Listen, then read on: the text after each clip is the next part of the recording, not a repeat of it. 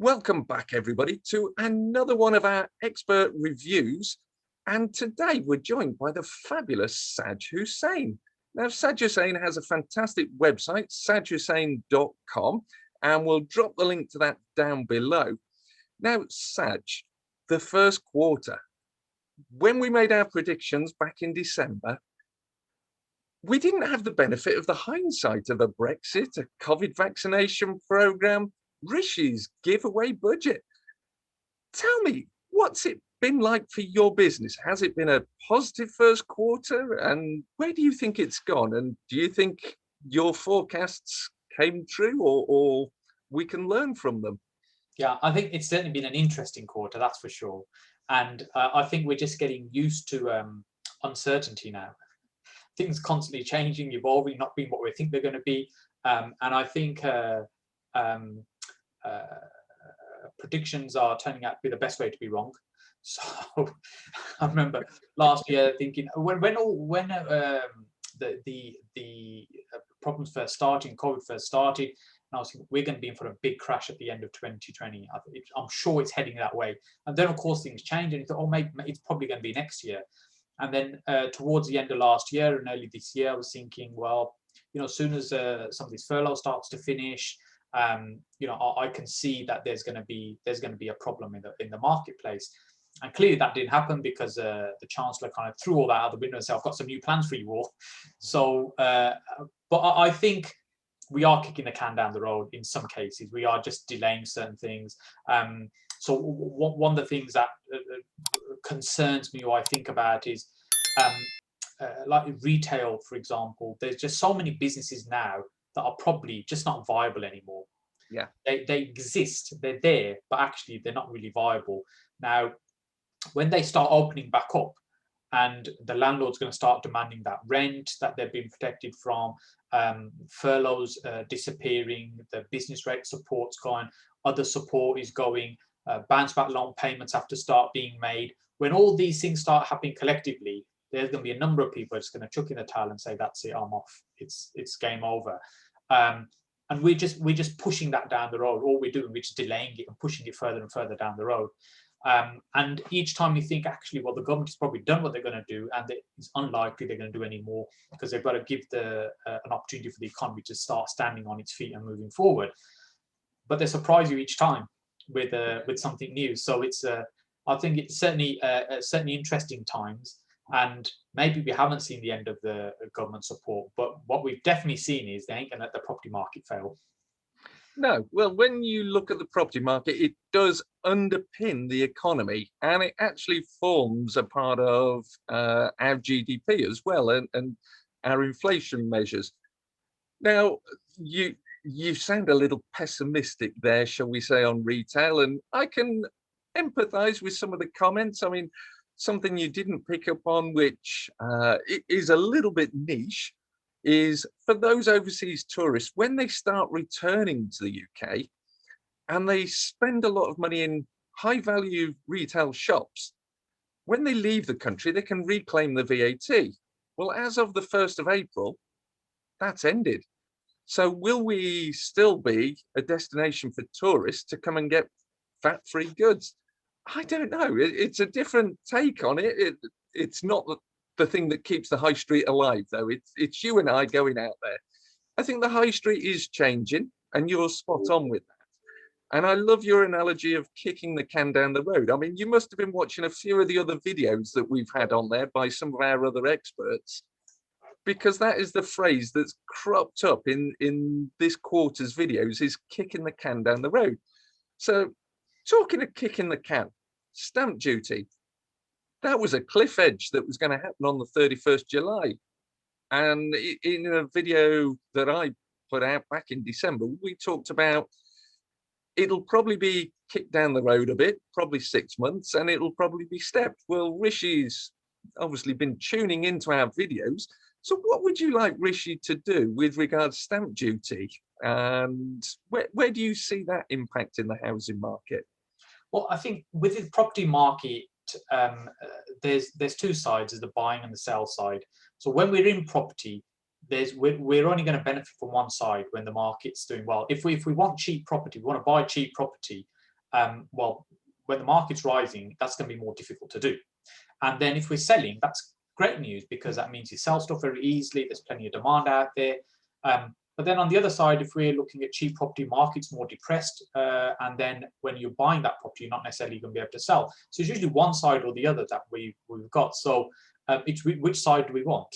I think right now, actually, the government is doing the right thing. That they're supporting, they're putting the support in that they need to, whether you like what they're doing or not. I think what they're doing is definitely beneficial, and they can't let everything just fall apart the way it is. They have to kind of keep it together. So the stuff they're doing, I think, is definitely helping. With regards to stamp duty and 95% mortgages, I think these two things are just going to fuel the market in the next few months, which is good for stuff that we're selling, but we'll soon run out of stuff that we're selling, and we need to keep buying as well. So now we have to pay way more for what we're trying to buy. We're competing with people that are more emotional. They don't look at the logic of numbers. It's a case of something they want, they'll overpay for it. And then, in property, I say one of the things I learned quite early on is the only certainty is constant change. Yeah. So we just got to be ready to adapt all the time, and that's what it is. So now it is time to adapt. It is time to look at different things, and it's time to evolve what we're doing.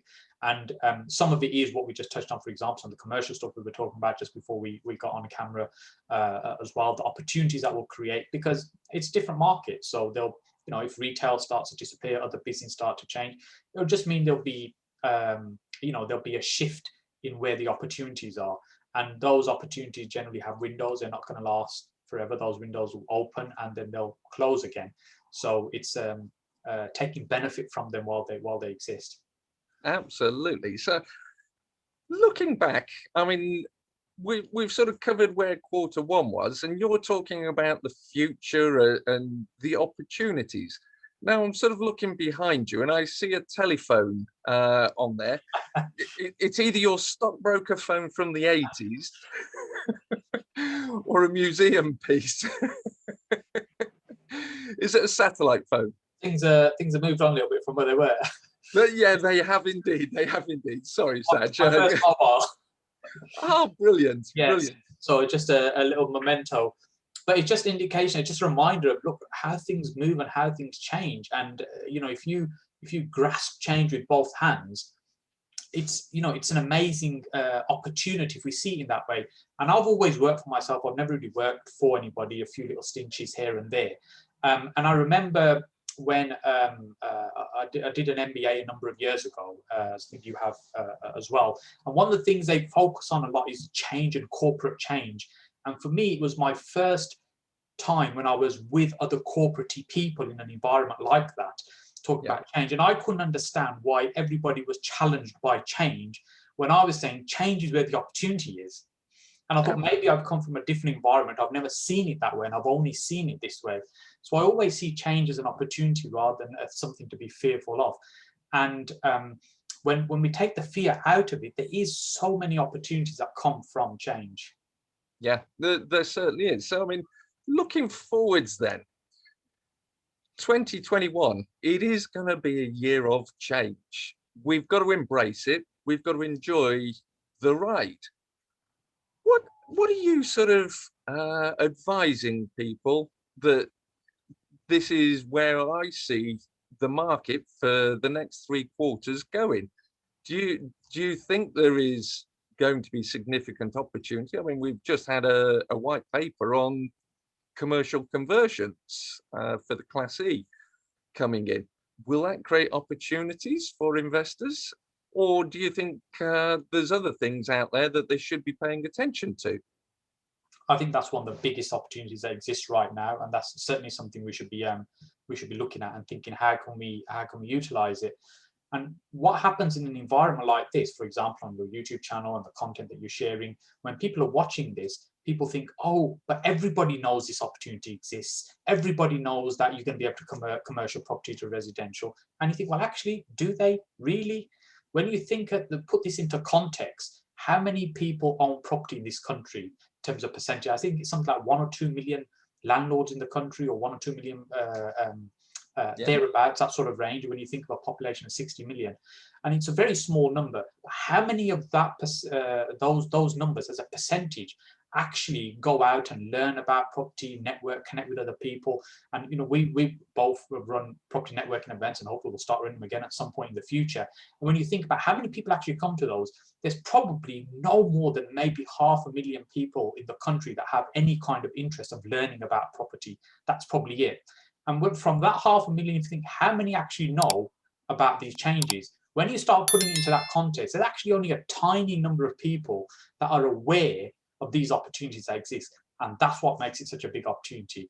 When you think about office to residential, was it 2012, 13, that sort of time, when it became, you can convert office to residential, the PD rights came in.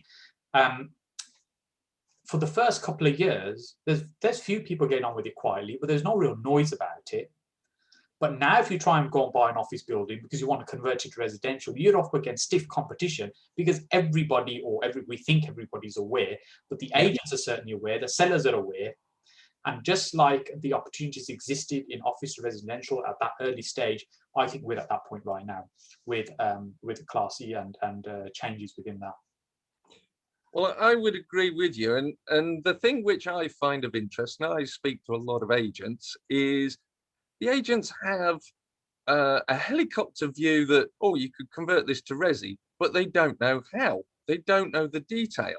Now, that's really important if you've taken the time out to actually learn the detail. So moving on from the commercial to residential opportunities, what do you see as the coming sort of next 3 quarters this year? At the start of the year, we were predicting there might be a cliff edge if we didn't have a stamp duty tapering out. There might be Brexit killing the economy. Well, actually, all of these things seem to be quite positive at the moment. Are you looking forwards very positively, or are there things that you think we need to pay attention to that might not be on our radar or the average investor's radar?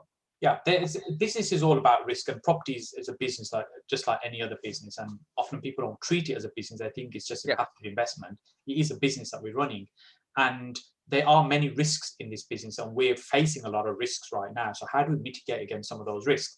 And I think one of the biggest risks that we have is our tenants not being able to pay rent.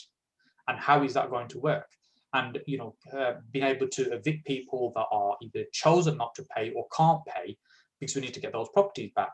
How is that going to affect our business model? And there'll be some people that will be looking to dispose those properties and get out because they think that's it, I've had enough. Compound with Section 24 and the realization now, actually, what am I earning from this property now compared to what I was 6 or 7 years ago? Am I even in the right business? And those less experienced people or old school type investors are going to be getting out of the game. It just doesn't make sense anymore. So I think some of the risks, the biggest risks, are around tenants not being able to pay rent, managing that process. How is that going to work? I think that's really something that plays on my mind quite a lot. We've been very fortunate. We haven't had many issues. That was something that was a real concern for me at the beginning. But fortunately, we never really had any a big fallout from that. But again, is that another thing where the can's just been kicked down the road and all these problems have just been delayed, and they're still going to reveal the ugly head further down the road? So I think that's something that certainly plays on my mind. Well, I mean, you've raised some good points there about people exiting the market and about the fact that you had concerns, but clearly you've got good systems and processes in place, and therefore it's not impacted you severely. The smaller landlords, I do agree with you, I think will be exiting the marketplace. So do you think now is a time to speed up what people are doing and scale up their businesses and grow to become that sort of larger landlord that has business systems in place so that you can actually thrive in the new marketplace, so to speak? Yeah, I think with property, so you have to treat it as a business, and with any business, you have to think about why is it you're operating it. And there are many businesses that are lifestyle businesses, because it's something people like to do. It's really a hobby that's turned into a little bit of business. The only business element, there's a little bit of financial transaction. There's no real profit, but it's just something that they've got into and involved in. And I think we see a lot of that in property as well, where people have accidentally got involved, or their family had property and they've decided to do it, or they bought one property, or they ended up with a couple. The child went to university, they bought a property there. And so there's many landlords in that place. And I think the government's taking the view, we don't really want these category of people being landlords. Let's make it very uncomfortable for them so they choose to get out of this and leave it to the people that are kind of running bigger businesses. Now, whether that's right or wrong, that's a kind of, a different debate. But the point is, it's happening. Now, some of those people will want to get out. Now, those that are staying, you have to understand, realize what's happening around you and how you're being impacted and how you're going to protect your business. And whether you choose to grow or whether you choose to maintain what you've already got, all depends on what's the outcomes you're trying to achieve. For some people, they've got 3-4 properties and think, hey, this is fine for me. That's all. I've got a really good income from my day job. This additional little income is fine. I know we'll get good capital growth over the many years to come, and maybe the kids can benefit from that. So that's fine as long as you manage that as a tight ship. I would say just make sure you knuckle down. Your costs are going to increase, compliance is going to increase, it's going to become tougher. So you need to make sure you've got really good safety nets. Now, if you scale, you're still going to have the compliance costs. You still need the safety nets as well, and your risks get bigger. So it's about growing, but in a de-risked way, if that makes sense. You have to grow carefully rather than just rushing and kind of clearing up everything you can right now. No, I'm absolutely with you there. I've seen so many people, from an accounting terminology, we call it overtrading, where you scale your business beyond where your systems, controls, capability and capacity is at that moment in time. And what can happen is you create a house of cards that implodes on itself.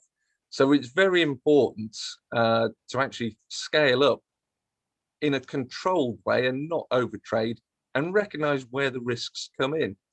So, just to add on to that, Andrew, to that point, years and years ago, I got interested in rent to rent and started building a little business about around rent to rent. And it was a nice model. It works quite well. And I saw many other people doing rent to rent as well at the time. But many made that classic mistake. The first few months, there's no deals coming through. You struggle, you try and build those relationships, then you get one property come through and you work on that, you get that up and running. Then a second, third, fourth come through very quickly. And then all of a sudden you think anything you touch will turn to gold. And you start scaling up very quickly. And you see many people have done this, made this mistake. They've got 20, 30 properties. They're running around chasing their tail. There's no structure in terms of what's going on. And anyone that mentions there's an opportunity to take on property, they'll scoop that in as well and say, we'll have that. And before you know it, the whole thing is so unstable that it's just a matter of time before it just collapses. And unfortunately, see it so many times in property, because it's the desire just to grow fast. But you might have the desire to grow fast, but you have to have some solid fundamentals underneath to be able to build it on. Absolutely. Well, an interesting one last year, I'm sure in your area, you must have noticed a lot of people who'd done rent to rents effectively were giving the keys back to the landlords because they'd built a business model that wasn't actually sustainable and robust, and they hit the buffers. Is that something that you've observed from last year? Yeah, certainly been, particularly last year, we saw some rent properties, especially those around service accommodation, where they had these properties operational. They were relying on all these people coming into the area, whether they're staying for work or whether it was travel or whatever it might be, and all that dried up. Well, actually, if you're running a small business, they can't sustain that. And those that had no alternative, they could not repurpose, they could not bring in an alternative income into that property, that's it. They were in trouble. And we saw many of those properties just go back and just hand it back. And those that have done it the right way, I think, okay, well, at least you've had the conversation. They've been extreme circumstances. But there's some people, I think, that have done it, let's say not in the best way as well. We'd bury their head in the sand and just let the whole thing just turn into a mess. Yeah. And I think that's important, where you've got to speak to the right people, get the right knowledge and education around what you're doing in order to do good business, ethical business, and have the right systems and processes in place to protect your business. And sometimes not. A lot of people go out there and they buy themselves a job. They don't actually buy themselves a business. And I think that's important, recognizing where the line of job and business and entrepreneur comes in. So to sort of look at what we're predicting towards the end of this year, we're saying that the government's been kicking the can down the road a little bit, that it's not a viable, or a lot of retail isn't viable at the moment. And a lot of the property market is driven by emotion and not logic, whereas property investors do focus on the logic side of things. There are opportunities out there with the PD, but we've got to de-risk what we're doing as a business. Is there a really sound piece of advice that you'd like to share today that you would say, do this, and the rest of your year, you'll be safe and sound, it'll help you de-risk your business? Is there a piece of advice you can share? I think good, solid principles is what this is about right now. So what's that mean? If you've got a property in a good location that's going to rent well, where you can be selective and put good tenants in it, there'll always be a demand for that. That might vary slightly over the years. Sometimes it might be a bit higher, sometimes it might be a little lower, and you might not make the best returns. As you know, I say sometimes to my investors that invest with me, I say, look, what you'll get with me is from modest to good returns. You're not going to get outstanding returns because we're not going to take those risks. Yeah. And so I think this is the right climate for that, where you're carefully taking on the right assets that are going to serve you very well for years and years to come, that you can switch to alternative purposes if you need to, or slightly different tenant type and profiles if you need to. And I think that's a key thing, looking for getting those solid fundamentals right, rather than something that looks like interesting, that will make you an amazing return and can fall flat on your face. Just looking at some of the new build sites and projects we're looking at the moment, I mean, one of the challenges has been material costs have been just starting to climb, and everything just seems to be getting so much more expensive. So when you're doing your costing, then when you look at the material costs, it's just things are starting to creep up, and they're not going to come back. You can see it; they'll just creep up, and you've got to build all these things into it. And this is having a knock-on effect to construction companies as well. I was at a friend's site yesterday, who's building 27 apartments. It's pretty much finished now, but his contractor went bust on him. They left him in a real mess. He had to tidy that up. Now I've got another friend who's about a half mile down the road. They're building a block of apartments. Well, their contractor went bust on them. On our project, we have contractors go bust on them, and so you start seeing where businesses are starting to struggle and have a knock-on effect, and you've got to think about how's that going to impact me, and how's that going to impact my business? What can I do to protect myself and make sure that we don't get pulled down with some of these problems? Absolutely. I mean, that is a big issue of the moment. And I echo what you say about rising raw materials costs. I mean, I see it, I mean, pre-COVID, a bag of plaster multi-finish was around £4. I bought some this week, £7. Is it going to go back down? Well, it's come down from the highs of £50 on eBay at the peak of COVID.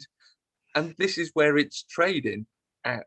And I think inflation is the big hidden thing out there that people are not aware of, and perhaps aren't smart enough to actually see that Rishi and Boris want inflation to inflate away the national debt, but it will also inflate up your asset prices as well. So it's a double-edged sword. You have to look at it in the ground that, yeah, it might cost you more to get there, but actually the asset at the end of it is actually worth more as well. Yes. So it's a cracking point, Saj. Yeah, and many people buy property leverage, so that it's bank debt that they're using. So you're benefiting from that bank debt at the lowest rates you've ever seen. So you borrow money at the lowest possible rates. There's lots of cash around generally anyway right now. There just seems to be so much of it about. Yeah. And you're buying an asset, if you're buying solid, safe assets for the long term, inflation, the way it's going, if it turns out that way, your property is going to be worth significantly more within a few years. And if you're holding on to these for the long term, you're refinancing, you may be buying other property as well, you're definitely going to do very well out of it if you're careful and cautious rather than thinking the January sales are on. Yeah, well, that's not a good way to live life by the January sales. They come but once a year. It'll be a fallow year otherwise. Yes. But Saj, I mean, I've enjoyed this conversation, and I know if the audience have enjoyed it, they'll also enjoy this particular video here, which is another one that we've done together, and they can get a lot more input from you and your expertise in that video. So thank you for joining me today, Saj. It's been a delight and a pleasure once again, and I look forward to having another chat with you in the near future. Thanks very much, Andrew. It's always a pleasure speaking with you. Look forward to catching up again soon.